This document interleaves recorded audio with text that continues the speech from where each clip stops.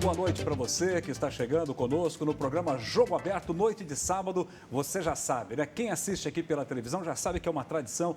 Esse programa toda semana tem um convidado especial que traz muita informação para você. Bom, gente, esta semana nós tivemos um abalo na política brasileira, que aliás não é nem novidade, né? A diferença é que agora a briga já não é mais com o Congresso Nacional, com a Câmara dos Deputados. A briga agora do presidente é com o Supremo Tribunal Federal, só que aí tem um caráter oficial, tem um inquérito, o inquérito das fake news. E esse episódio gerou tanta discussão, gerou tanta polêmica, e inclusive protestos e até avaliações de que o Brasil poderia estar aí sob o signo, sob o medo de uma intervenção. Será que nós corremos um risco mesmo dos militares, essa coisa de AI-5? Olha só o que foi discutido no Brasil nos últimos dias, nas últimas semanas. Mas para falar sobre esse assunto, eu convidei mais uma vez o professor e cientista político Mário Lepre, que está conosco no Jogo Aberto. Mário, prazer te receber aqui mais uma vez. Mais uma vez, Fernando, boa noite a todos os telespectadores da Tarobá. E aí, Mário, o que você está achando de tudo isso? Nós vivemos mesmo sob esse signo de cautela, de medo, eu diria até, em relação a esse atrito, porque parece que já não virou uma briga, poderia criar uma crise institucional aí. O que a gente vê é que no Brasil, eu acho que não há lugar hoje, né, para você falar em qualquer tipo de intervenção que seja fora daquele ambiente estabelecido pela Constituição. Então, eu acho muito difícil de ocorrer qualquer tipo de encaminhamento nessa direção, Fernando. Eu acho muito difícil. Mas o tom, né, é sempre bastante complicado, né? Por exemplo, da parte do presidente da República, o que eu percebo é que ele tem muita retórica. Uhum. Então, a retórica do presidente da República está acima do tom. A retórica do presidente da República está acima do tom. Mas as atitudes e as ações de governo aí não condizem com a retórica. Então, uma coisa é você fazer aquela bravata, aqueles arroubos, né, de você chegar, né, diante, né, da imprensa, né, que é uma coisa que eu acredito também que ele erra um pouco em fazer aquelas aparições que ele faz sempre de manhã, né, na saída do Alvorada, que ele vai para o Palácio do Planalto. Então, ele para conversar um pouquinho com os seus apoiadores, né? Que tem sempre gente ali. E aí virou praxe dele, né? Como desde o início do mandato as pessoas queriam que ele parasse para conversar com ele, então isso virou um costume. Mas a imprensa está do lado ali. Uhum. E aí ele conversa com os seus seguidores e muitas vezes vai até a imprensa. E quando ele fala de, assim, livre, ou seja, ele está ali, que está amanhecendo, então ele vai para o palácio. Aí ele já à noite ele já deve ter ouvido um monte de coisa, uma série de coisas. Já fica contaminado. De televisão, fica contaminado. Então ele já chega de manhã. Porque ele está levando muita pancada também, né, Mário? Eu concordo. Da imprensa. Eu concordo. Na verdade, a imprensa hoje é desproporcional. Porque assim, há uma linha, você fazer uma linha firme, uma linha crítica é uma coisa. Agora, você fazer uma linha sistemática é outra. Eu percebo isso. Então, a grande imprensa hoje, talvez porque o consumidor da grande imprensa é o formador de opinião. Né, essa inteligência, né, que a gente chama aí, que é o pessoal que está em universidades, que na verdade, empresários, você tem uma série de pessoas que vivem da mídia, e esse pessoal é quem, na verdade, está dentro desse ambiente que a mídia alimenta. Então, você tem aí um grupo significativo que se alimenta da mídia e alimenta a mídia. Então, esse grupo está querendo uma coisa. E a mídia, obviamente, que vai responder a esse grupo. Então, você criou praticamente um fechamento nessa linha. Então, eu acho que a grande imprensa hoje, ela gostaria de ver o Bolsonaro... eu gostaria de ver a chapa Bolsonaro-Mourão fora. Eu penso isso de forma muito clara. Até porque ele também faz algumas agressões que, como você disse, né, são aqueles arroubos com os jornalistas que estão ali que também não tem sentido fazer, né? Não são necessários. Por isso que eu estou te dizendo. Então, aquele ambiente ele deveria evitar. Nos últimos dias, ele está evitando um pouquinho, está conversando só com os seus seguidores. Então, ele ouve. Ele está ouvindo as pessoas falarem, eu sou do Recife, falo tal coisa, e não está indo para a imprensa, porque a imprensa joga uma coisa para ele e ele sai falando. Né? E aí, obviamente, que isso vai virar manchete, vai virar notícia, né? Então, ele erra nesse ponto. E é isso que gera esse tom a mais do Executivo. Então, eu diria para você o seguinte, no caso do Poder Executivo, o tom a mais é retórico. É no sentido do Bolsonaro, da fala dele, daquele negócio de gripezinha, e daí, eu não sou coveiro, uma série de coisas. Chega, acabou, agora acabou. E fala de uma forma enfática, né? Que as pessoas, de uma certa forma, se sentem agredidas, muitas vezes, quando alguém entra com um tom muito excessivo, né? Isso é ruim. E do lado dele, eu penso que é isso que gera essa animosidade para dizer ele está indo para a direção de um fechamento, de um golpe, etc. e tal. Agora, eu diria que da parte do Judiciário, embora nesta semana que passou, houve também da parte do Judiciário um certo tom a mais na retórica. Também. Eu percebi do Celso de Mello, que é o decano, né? Um tom a mais na retórica. Não é bom. Mas o tom a mais do Judiciário, que já vem desde o ano passado, é nas atitudes. Veja a diferença, Fernando. Do Poder Executivo, o tom a mais está na retórica e nunca na atitude. Porque, veja, o que o Executivo fez contra determinações do Judiciário até hoje. Porque, vamos falar isso aqui que você está citando num exemplo, digamos, clássico e bem ilustrativo. O Bolsonaro, volta e meia, não usa máscara. Isso. Só que ele nunca baixou um decreto para falar não precisa usar máscara. Isso, não. Exatamente. Pelo contrário. O Judiciário, então, ele faz uma retórica. Isso. Né? Ele vai lá, abraça a criançada, abraça as pessoas, às vezes sem máscara, mas ele não a questão da cloroquina e tantos outros, né? Ele não determina assim, ele deixa a coisa meio... Então, é mais ou menos nessa linha. Nessa linha que você está fazendo essa comparação aí, por que eu estou dizendo isso? Né? Principalmente pelo inquérito das fake news. Então, o que é isso? É o tom a mais, que não é a retórica, aí é um tom a mais institucional. Eu acho que isso está vindo do Judiciário hoje, já há algum tempo. Né? Agora... Repare que o Judiciário, sempre em decisões do Executivo, anda contrariando as decisões do Executivo de forma até abusiva. Sim. Por exemplo, direção da Polícia Federal, expulsão de embaixadores. Pegar o celular do presidente. Pegar o celular. Atendendo o pedido de partidos de oposição. Ou seja, o que é isso? Isso não é retórica, isso é atitude. Então, essa é uma diferença significativa que eu percebo nesse tom de animosidade que existe entre esses dois poderes. Sim. Então, penso eu que da parte do Supremo a situação está muito pior. É interessante até, Mário, a gente falar para o nosso telespectador que em alguns países do mundo as pessoas mal conhecem os membros da Suprema Corte. Mal conhecem. Aqui eles são ativistas. Sim. Eles vão para o Twitter, eles fazem live, e tem alguns veículos de comunicação que, não contentes de ouvir essas afirmações, eles vão atrás dos ex-ministros. Para fazer mais burburinho. Exatamente. Vamos ouvir agora o líder do partido, tal, 3, 4, assim, de uma vez. É uma coisa, assim, realmente, como a gente falava, desproporcional. Agora, esse ativismo político pode ter uma raiz nas indicações que vieram do passado, lá desde o Fernando Henrique, que indicou o Gilmar Mendes, depois veio o Lula, que veio com Lewandowski, Dias Toffoli.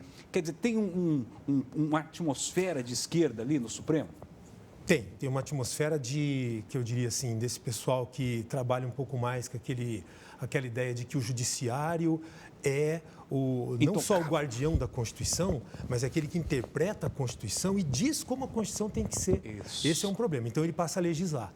Há algum tempo já, principalmente o Luiz Roberto Barroso, ele tem uma tendência significativa em extrapolar aquele limite essencial que ele deveria, porque ele não tem mandato político. Então, uma coisa a gente tem que deixar bem claro, o Judiciário não tem mandato político, portanto, ele não é representante.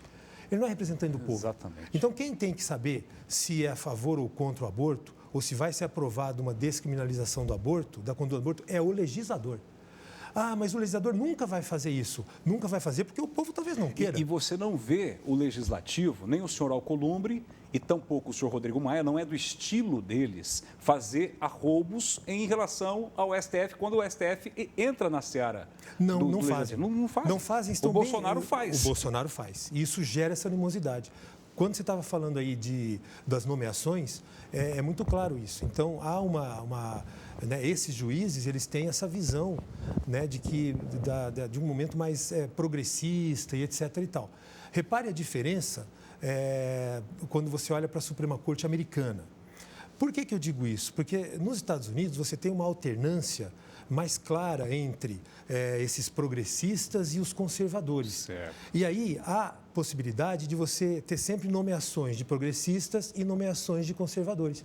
No Brasil, depois da ditadura militar, nós tivemos praticamente governos que o Fernando Henrique Cardoso, que era o cunhado de neoliberal, mas na verdade o seu governo era mais liberal na economia, mas extremamente centro-esquerda no que diz respeito, por exemplo, a direitos humanos, no que diz respeito a esse ambiente que é muito próximo da esquerda. Aliás, e esses juízes, muitos, têm essa vivência, que é uma vivência, né? E agora, por exemplo, com o Bolsonaro, ele ainda não teve a oportunidade de nomear um juiz da cepa conservadora, sim, tá certo? E é isso que eu acho que faz falta. Faz falta, sim, para quando tivermos novamente um governo progressista, né, de esquerda e tal, você ter juízes conservadores. Olha que interessante. Olha, isso existe nos Estados Unidos, tá? Então, você nomeia...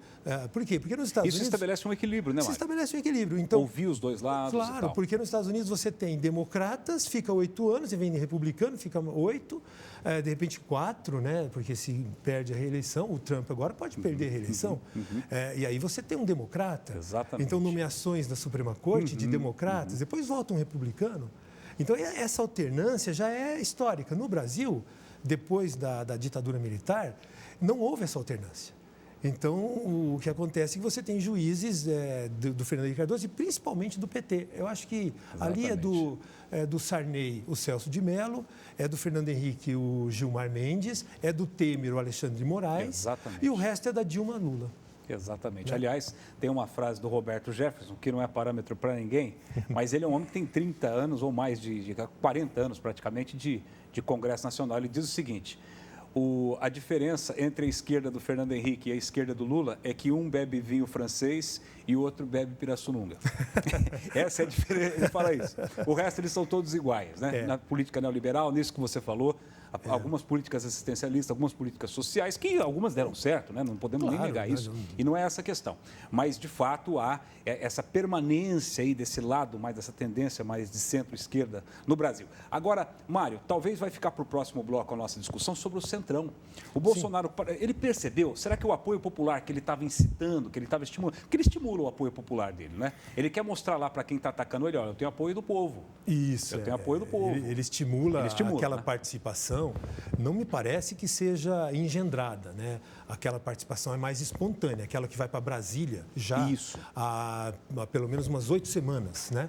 Exatamente. Desde o começo da pandemia, quando houve a primeira retórica dele, que foi uma retórica bastante complicada, inclusive numa cadeia de rádio e televisão, né?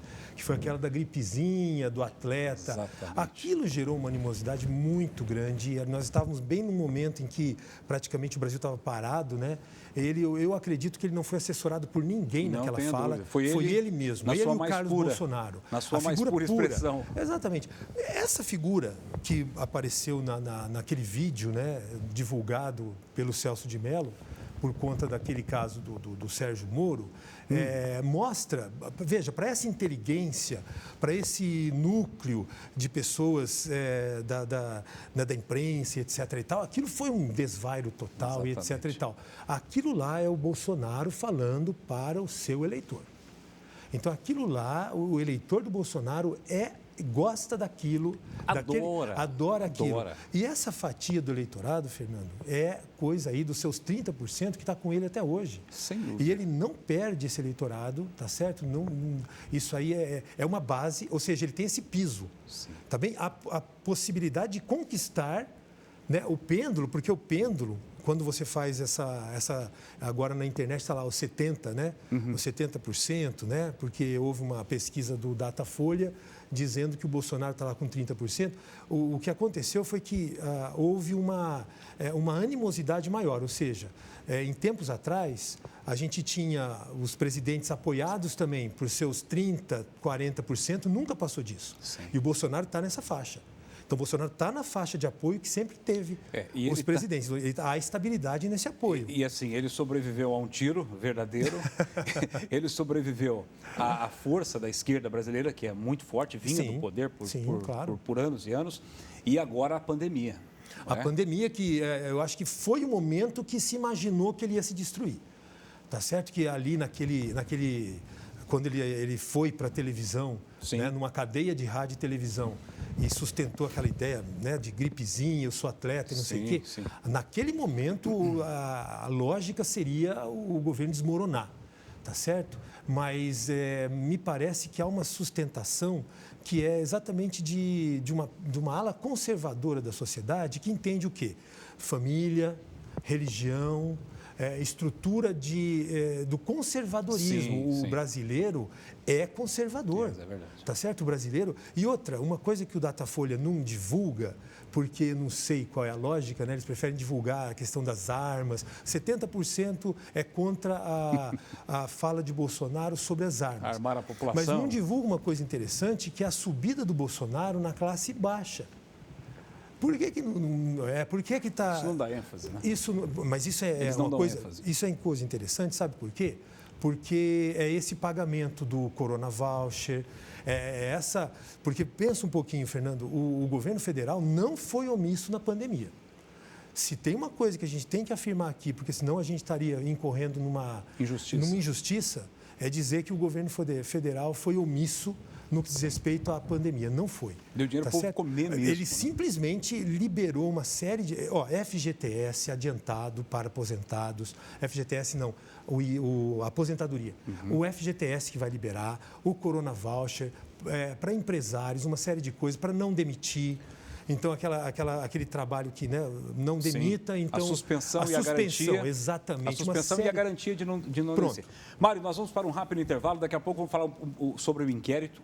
O inquérito do STF, que acho que é importante, e mais assuntos também, os protestos que nós tivemos também, protestos violentos, alguns até que não tem nada a ver com o processo democrático, a favor da democracia, não se viu nada disso, então vamos falar sobre isso daqui a pouco, depois do intervalo aqui no Jogo Aberto, com o professor Mário Sérgio Lepre, cientista político. Já voltamos.